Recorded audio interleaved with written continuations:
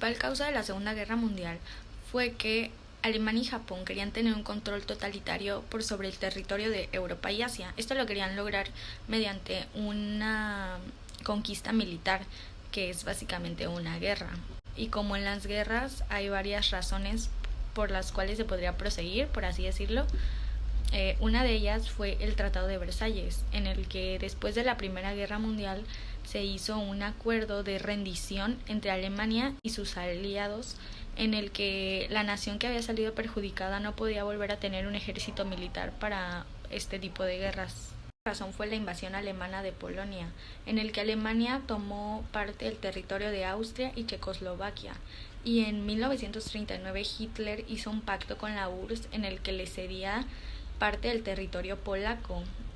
Esto comenzó con una especie de conflicto en el que Hitler invadió a Polonia y las naciones occidentales europeas le declararon la guerra. Otra de las razones fue el surgimiento del fascismo, en el que Adolfo Hitler en Alemania y Benito Mussolini en Italia, debido al descontento popular, aprovecharon este acontecimiento y construyeron unos movimientos nacionalistas en el que buscaban recuperar la gloria de la nación mediante una militarización de varios sectores sociales. Y una de las últimas razones, pero no menos importante, fueron las tensiones sino-japonesas, en el que después de la Primera Guerra Sino-Japonesa, Japón no veía de una buena forma a China y la Unión Soviética. Debido a esto, aprovechó la debilidad que dejó en China la guerra civil entre comunistas y republicanos, así que atacó, dando inicio a una segunda guerra sino-japonesa, en el cual se enfrentó a Asia y después a los Estados Unidos. Hola, mi nombre es Leilani y a continuación vengo a hablarles sobre los antecedentes y las causas de la Segunda Guerra Mundial.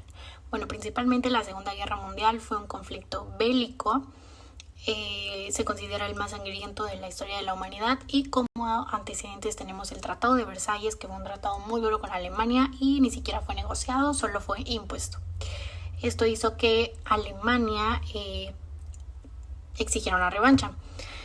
La Gran Depresión Económica de 1929, esta afectó principalmente a Alemania, llegando a cifras muy altas de paro, lo que fue aprovechado por los partidos más radicales para crecer, especialmente el partido de los nazis. Bueno, también la llegada de Hitler al poder va a suponer un cambio en la política exterior de Alemania, ya que se volvió más violenta, más agresiva y fomentó, aunque se lo tenían prohibido, el rearme de los ejércitos.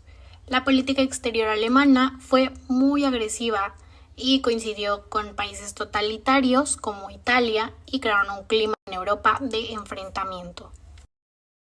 El totalitarismo en Europa estaba conformado principalmente por Adolf Hitler, Benito Mussolini y Joseph Stalin. Sin embargo, sus características son: el poder se concentra en una persona partido, el Estado controla lo público y lo privado, y uso de la fuerza y la represión. Por lo tanto, el fascismo italiano fue un movimiento político de carácter totalitario, liderado por Benito Mussolini. Esta tercera posición fue una alternativa política que se caracterizó por ser una posición contraria al capitalismo y al comunismo. Bueno, a mí me tocó explicar las consecuencias de la Segunda Guerra Mundial.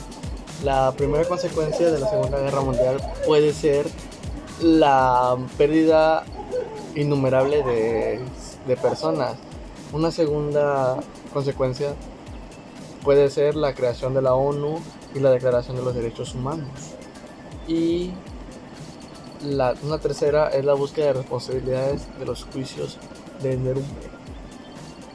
Cuarta, recuperación económica y reconstrucción. Quinta, creación de los dos grandes bloques EEUU contra URSS.